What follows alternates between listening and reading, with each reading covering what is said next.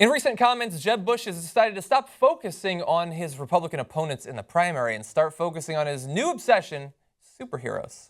So he's become interested recently in Supergirl, the show that just premiered, I believe it was last night. So let's take a look at his comments. Supergirl is on TV. I saw it when I was working out this morning. There's an ad promoting Supergirl. She looked pretty hot. I don't know what channel it's on, but I'm looking forward to that. Wow. So he said that, and here was Melissa Benoist, her response, the star of Supergirl. Here's what she said. What did you think about that, a presidential candidate calling you hot? I heard about it, but yeah. I don't know what I think about it. I'm glad he's excited to watch the show. Yes. And she's obviously very up and coming. She's been on movies and TV shows before, like Homeland and stuff like that. But this is her big break. And so it's funny that you don't often think of like people who are very well known. They have a lot of people who follow them and everything. That they still get that reaction when someone who's more well known, even if it's a politician as opposed to a real celebrity, says something admittedly a little bit creepy about them. So what do you think about his comments? Was it acceptable for him to say what he said? I think that she's hot. I think everything that Jeb Bush says has the ability to make you think. There's something a little bit wrong. You're such a fucking asshole. So you think if somebody else said it? Everything he says, and he's got all the Bush mannerisms that you hate. He does that thing. He's heck. He's always I'm just being heck. He's always doing that. Yeah. People, he's doing everything he can do to remind us of what a complete asshole his family is. Yeah. And he's doing it. He's winning. That's why nobody likes him. That's true. He's upset. He's put upon. He's like a petulant little spoiled brat. I know I got a campaign. Yeah. And he thinks she's hot. That's just don't say that. Once you're over creep age, don't fucking talk about how hot. What's creep age?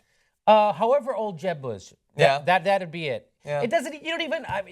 He's got kids probably her age. Oh, he's married. He has kids at least her age. Yeah. Yeah. So don't do that. I think.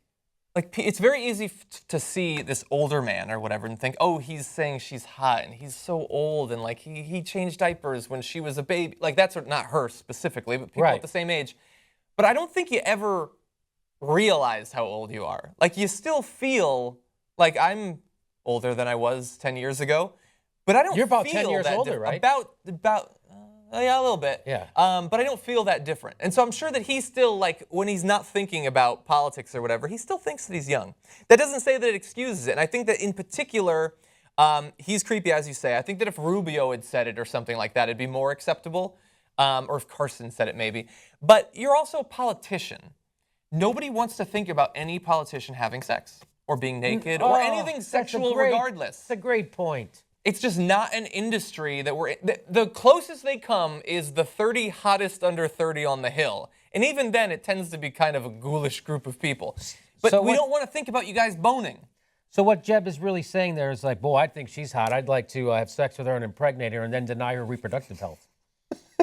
I've defunded Planned Parenthood, so she'd be up the fucking creek without a paddle if I knocked her up. That's true. What would she be able to do? There was a lot between those lines. Yeah. I mean, that's kind of hilarious. It's like, now, I like sex, but I certainly don't like reproductive medicine. Yeah, exactly.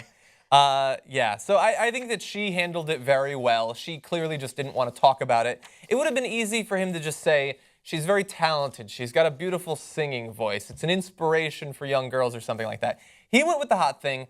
But the last thing I'm going to say about this, and again, I'm just playing devil's advocate. He shouldn't have said what he said, and especially because he's a politician, is I think that recently we, in the past 10 years or so, maybe since George W., we have been putting so much pressure on politicians to seem like regular people, to be the person that you'll go have a beer with. And the person you'll go have a beer with wants to have sex with a hot actress or whatever. And like JFK was never asked like, hey, what do you think of Lucy?